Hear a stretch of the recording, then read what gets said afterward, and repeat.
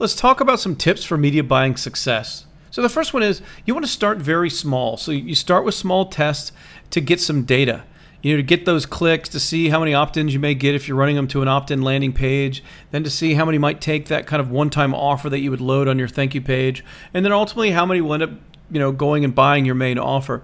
But you start small to get some data, and then once you get that data, we'll build from there, and you try to scale the campaigns from there to hopefully repeat.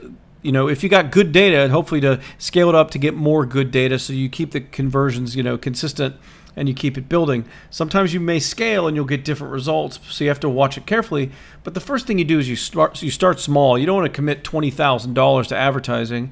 You want to start very, very small, and then get some results, and then build and go from there. So your ad scent, as they call it in marketing, needs to be consistent throughout. Now, what an ad scent is, it's essentially where an ad has the same look and feel as the landing page, as any other pages for the site. So it's the same colors, the same branding, the same logo, where everything looks consistent. The worst thing you can do online, you used to get away with this, you can't anymore. So the worst thing you can do online is to have an ad that's vague or just whatever it says. When someone clicks on it, they go to a page that has nothing to do with the ad. The ad was almost blind, so to speak. It wasn't connected where it continues the conversation to the person seeing the ad.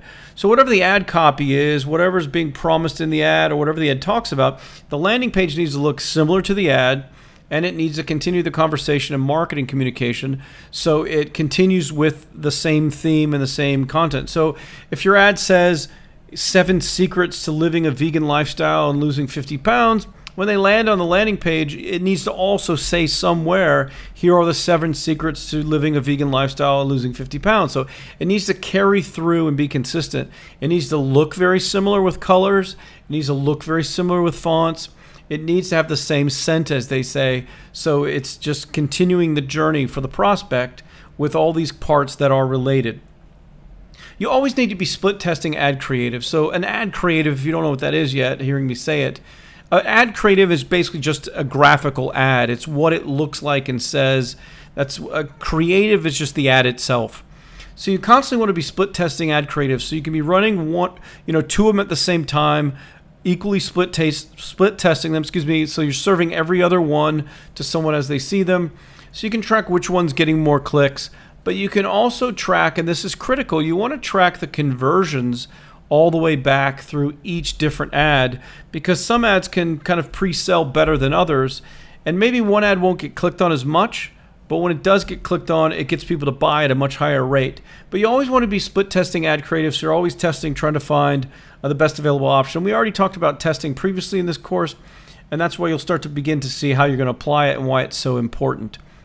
Now, you always want to analyze conversions, just like I mentioned just a second ago with the split testing. You always want to be looking at these conversions for the different ads. Some may not get as many clicks, but they will sell better, and so the net effective amount that you make from that ad is more than one that got clicked on more.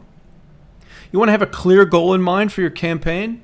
So if you're like, okay, I want to get as many opt-ins as I can from this campaign, and that's the priority is opt-ins, and then you'll sell to those opt-ins throughout your normal process later, that's what you want to do.